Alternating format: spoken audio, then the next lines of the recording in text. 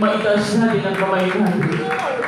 Papurihan ang mahal na Panginoon. Napakabuti mo, mahal na Panginoon. Pag umalong ka ng krusada, naka-airport ka pa, mahal. Pag lumabas ka ng iyong tahanan, may wheels ka pa. Na dati-rati, mga minamahal, wala kang sasakyan. Ngayon, pinagpala ka lubos ng ating mahal na Panginoon. Palagpakan natin ang ating mahal na Panginoon. Maganda po mga awit malito. Basahin natin ang ulit talaga kay Lito. Dito po sa aklat ng unang Tesalonica, Kapitulo 5, at talata po 18. Ito po ang sinasabi. Sa lahat ng mga bagay ay magpasalamat kayo sapagkat ito ang kalooban ng Diyos kay Kristo tungkol sa inyo. At dito po sa aklat ng 2 Korinto, Kapitulo 9, at talata po 15. Salamat sa Diyos dahil sa kanyang kaloob na di masayo inyo. Palakpakan natin ang ating mahal na Panginoon. Salamat sa Diyos dahil sa kanyang kaloob na di masabi ang sabi dito, pamamayan. Unspeakable gift. Thanks be unto God for His unspeakable gift. Amen. In everything, give thanks, for this is the will of God in Christ Jesus concerning you.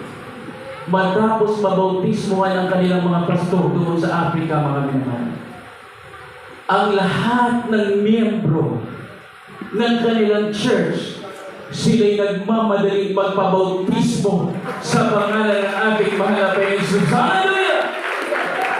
Mga minamahal, it is harvest time. Wala nang panahon para manlamig ka pa. If you are blessed with financial blessing, you must be a blessing to others, mga minamahal. Layo ng biyahe. Kung ikatingin mo pinagpalang na lubos ang ating mahal na Panginoon sa pinansyal, sa material, sa espiritual, lahat binuhos sa iyo ng ating mahal na Panginoon. At sabi, it is an intentional goodness of God. Pinili ka ng Diyos para pagpalain. Huwag mong kalimutan, mga minamahal, yung mga beloved brethren nearby you. Alam mo, hindi sila, mga minamahal, kagaya mo, na sobra-sobra ang pagpapala. Subalit sinusubok ka ng mahal na Panginoon.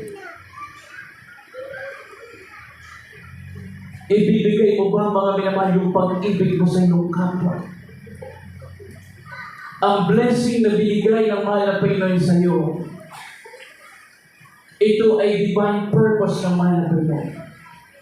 Upang ang lahat, mga minamahal, sila rin ay pagpalain ng mahal na Panginoon. Ikaw ang gagamitin ng mahal na Panginoon.